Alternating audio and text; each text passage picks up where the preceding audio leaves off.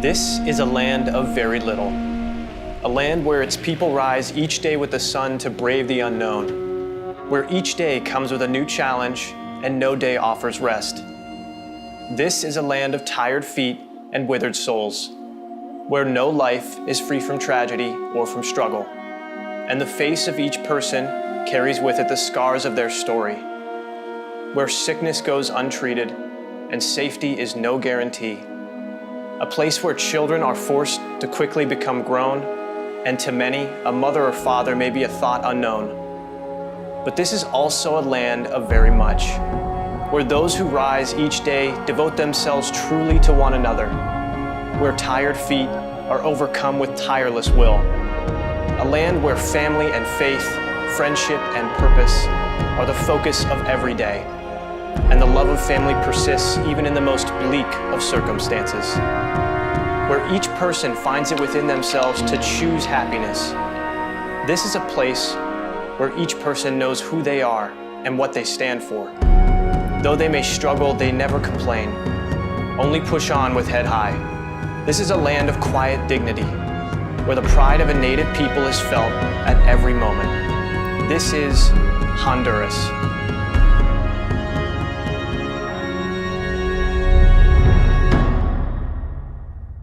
When I was 15, my father came to me and he said, "Luke, this year you're coming with me to a place called Honduras." He told me that it would be dangerous and uncomfortable, but it would ultimately be incredible, and that it would change me for the better. Honduras was everything that he said it would be.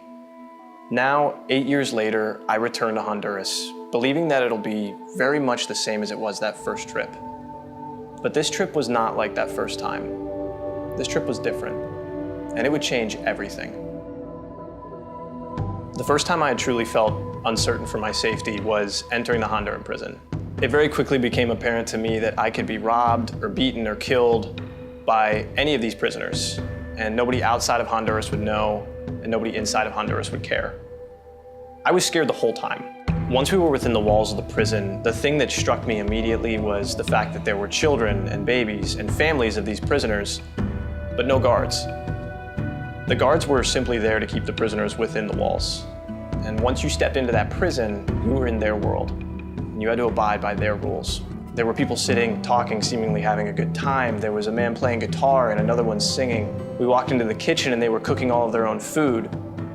It was as if life was no different in there than it was on the outside, but they were just trapped in this place.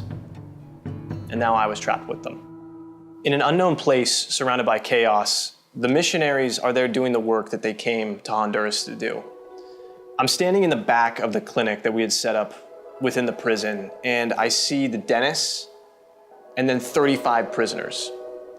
And they're there acting like nothing's different, as if we're in a clinic back at home in America. Watching them work in the prison was just the same as watching them work in the clinic we had set up at House of Hope. They are incredibly focused and the heroes of the trip.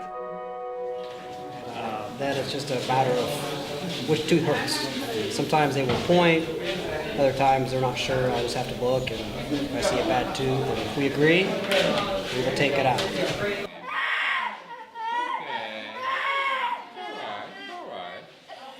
Kids are too young to understand that the pain is required to relieve the pain. Adults, they understand that. The dental clinic itself was set up on the second floor of the House of Hope school building.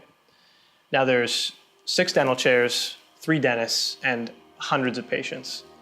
Some of these patients are traveling 3 days on foot from as far as Nicaragua. We don't have the time or the resources to do any sort of repair work, and so all the dentists do all day is pull teeth.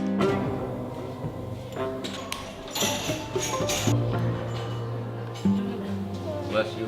One of the most difficult things of the trip was at the end, when having to tear down the dental clinic, we had to tell several people, who some had traveled so far to receive care, that we couldn't see them, that they had to go home.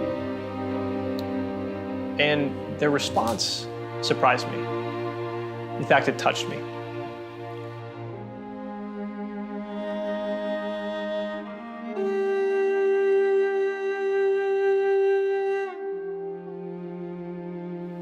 They stood up, they thanked us for coming, and they left. We don't know where many of them went. Some of them could be close by, and others may begin the 3-day journey home again. When I think back on this trip, the first thing and the last thing that always goes through my mind is the orphanages that we went to. House of Hope was one for disabled children, and Mama Tara's was a girls' home for young orphans as well. And both of these places were so difficult.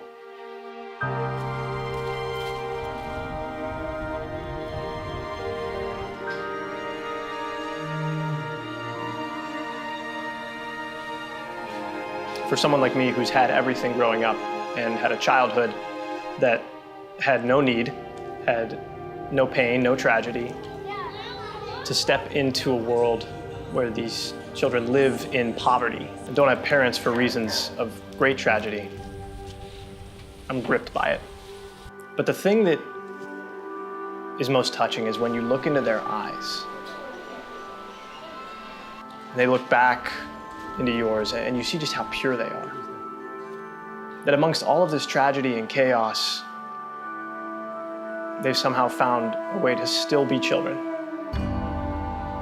And though they're forced to grow up so quickly, taking care of one another at all times, looking after each other, having no one to really look after them, they still find a way to look past your impurity and immediately love you.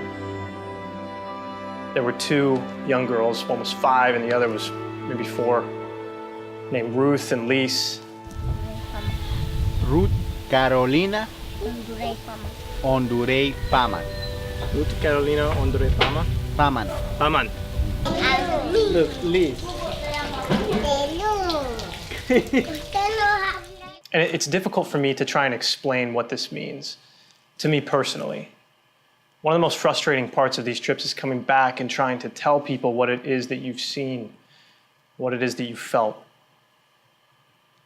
But this is still the hardest thing. While you can see it on video, while you can see pictures of it, you don't feel their skin on your skin. You don't feel their breath as they laugh and smile that you're holding them.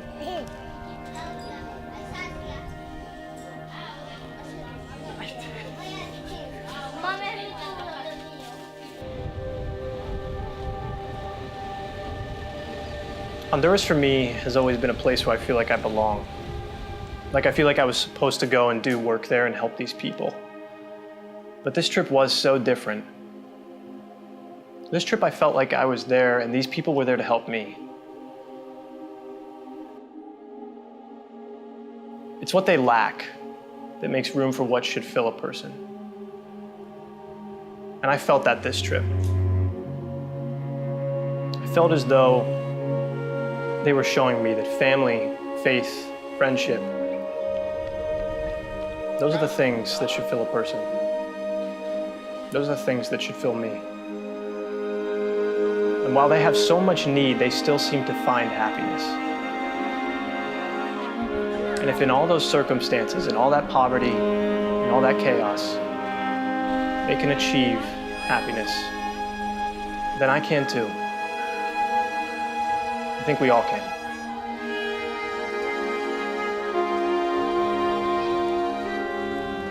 The more I reflect on it, the more I realize that we have so much to learn from these people.